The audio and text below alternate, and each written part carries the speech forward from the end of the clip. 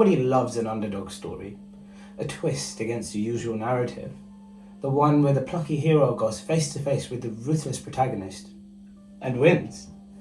In this short film, we're going to tell you of just such a time when that happened.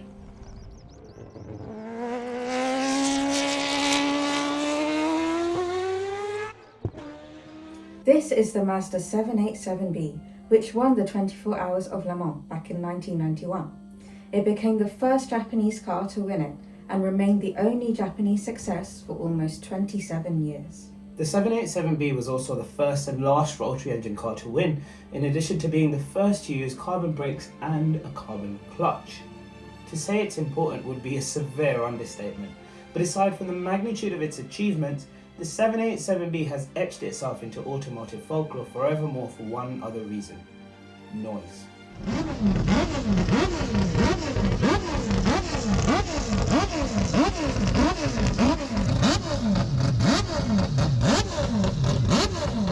What you're listening to is a 2.6 litre naturally aspirated quad-rotor Wankel engine developed by Mazda Speed and named the R26B.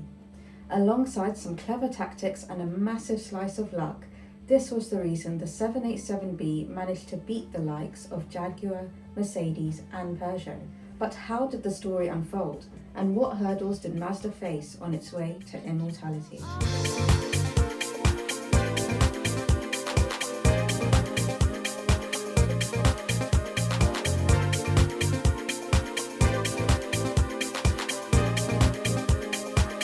The year is 1990. Mazda had spent a great deal of time, effort and resources on building the 787, an evolution of the 767 and 767B racing cars. The 787 showed some early promise in the 1990 edition of Le Mans, but ultimately both entries were retired due to mechanical failures. Before it, the 767B finished 7th and 9th overall in 1989, while the earlier 767s finished in 17th and 19th in 1988. Mazda had seen steady improvements with its investment, but the holy grail, an outright win around the famed 8.5-mile Circuit de la Sarthe, remained elusive. And since the 787s had shown so much promise, but ultimately couldn't better the results of its predecessor, it would have been easy to decide to cut losses and ditch Group C racing altogether. But Mazda's boffins had hope. They went back to the drawing board and got to work on improving the 787, introducing larger 18-inch wheels for better heat management, a stronger and lighter chassis, still made of carbon Kevlar composite, a new double wishbone suspension with redesigned rockers and dampers, plus a slightly longer wheelbase. And the result of all this? Near flawless cornering abilities.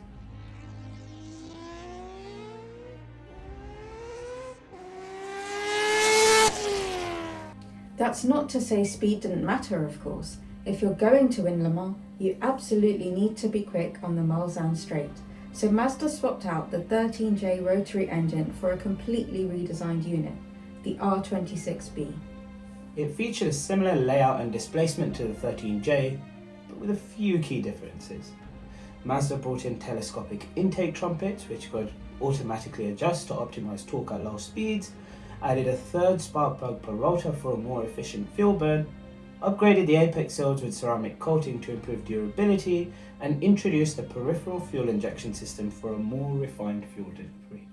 At peak performance, the R26B revved to an eardrum-shattering 10,000 RPM and could churn out close to 900 brake horsepower, though this was detuned to 700 brake horsepower and 9,000 RPM, which meant the drivers could push the car harder for longer periods with lower risk. What's more, the changes meant this new chassis was far more predictable and easier to drive than the 767. Exactly the sort of qualities you need if you're going to bomb around an uneven, dangerous country lane for 24 hours, most of which will be at over 200 miles an hour.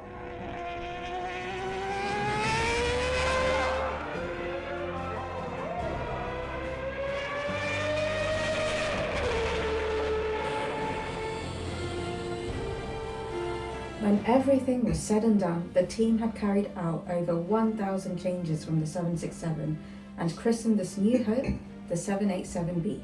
The 787B made its debut at the Suzuka leg of the 1991 World Sports Car Championship, outqualifying the quicker of two 767s entered by a mere 0.8 of a second. But, more importantly, the 787B actually managed to last the entire race and brought home a 6th place finish. The 787B repeated the feat in the 1,000 kilometers of Fuji event not long after, proving itself to be quick and reliable, precisely what its creators had hoped it would be. And now, with a couple of shakedown races under its belt, Mazda and the 787B would turn their attention to the big one, Le Mans. 56番マツダは10位にポジションアップしている。その後、18番マツダ 787B がドライブシャフトの交換でピットイン。約16分後にコースに復帰する。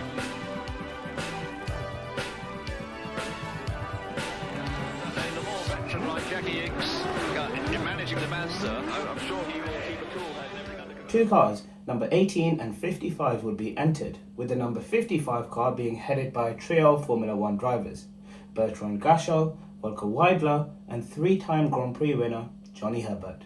All seasoned drivers, but none of whom had won Le Mans yet, so they each had something to prove.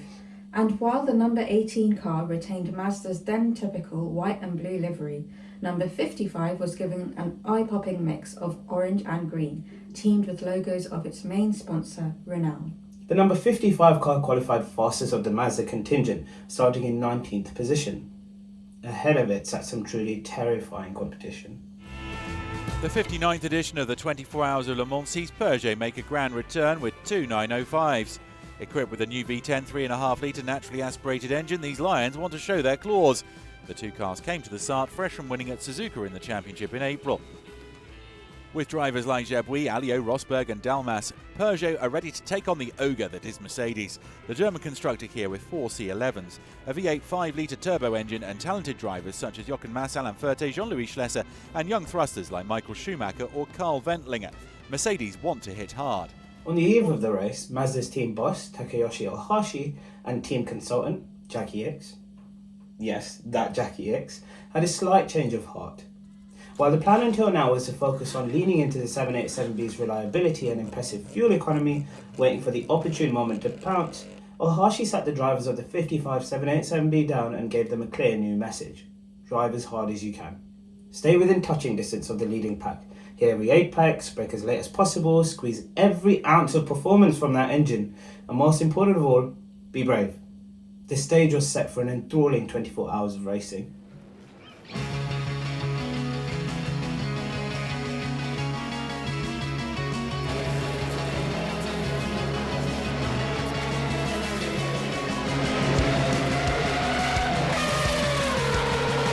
The flag dropped at the usual 4 p.m. local start time, and hundreds and thousands of horsepower roared into the distance.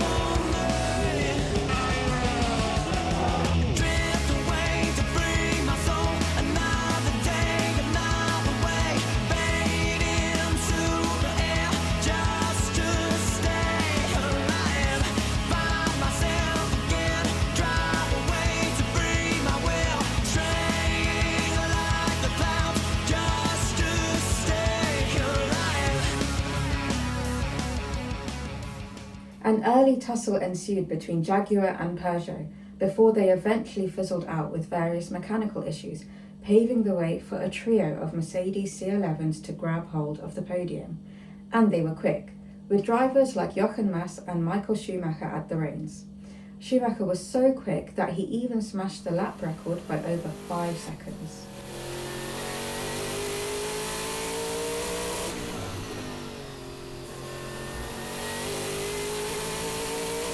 The various Porsche 962s were dropping further back as the hours wore on, but one car remained determined to keep up, the number 55787B.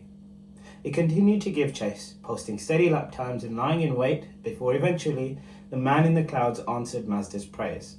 One by one, the Mercedes started to drop. First, Schumacher ran into gearbox issues, then the C11 of Stanley Dickens, who won Le Mans 2 years prior, hit on-track debris, ruining his crankshaft damper. The final Silver Arrow kept thumping along when, at the 18-hour mark, a faulty fuel pump overheated the engine. Team Mazda could hardly believe their luck. 3/4 of the race in, and their little green and orange racing car was in the lead.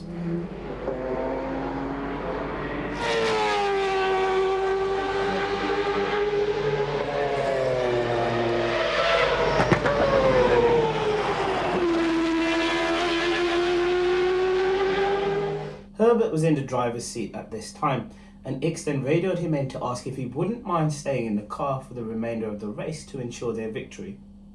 He agreed, despite having next to no water supply and driving with injuries that doctors had previously warned him could become exacerbated in extreme conditions. Arguably, those final few hours of Johnny Herbert's stint in the 787B were as close to driving perfection as you're ever likely to find. A man on a mission, battling against the brutal nature of endurance racing, despite being worn out of his skin, and a car that was trained to do nothing more than to shoot for the stars.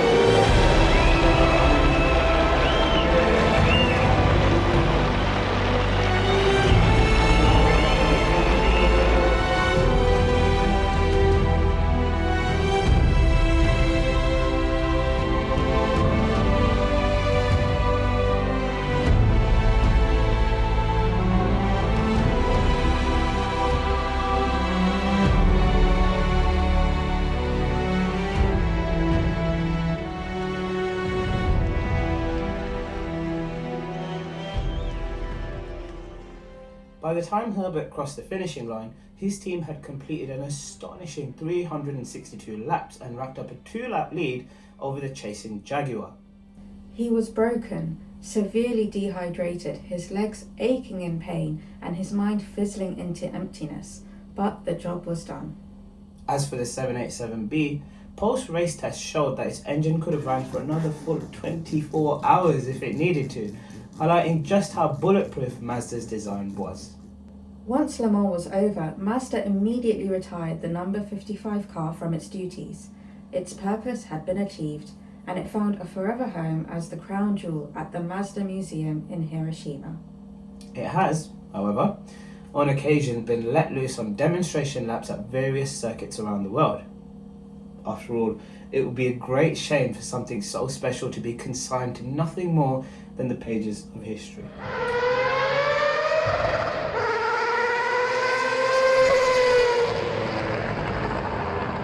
It's also worth mentioning that Mazda never used the 787B success in an attempt to market road car sales, as so many other manufacturers did at the time, because for Mazda, the 787B story was never about the money, rather the fairy tale ending for its plucky hero.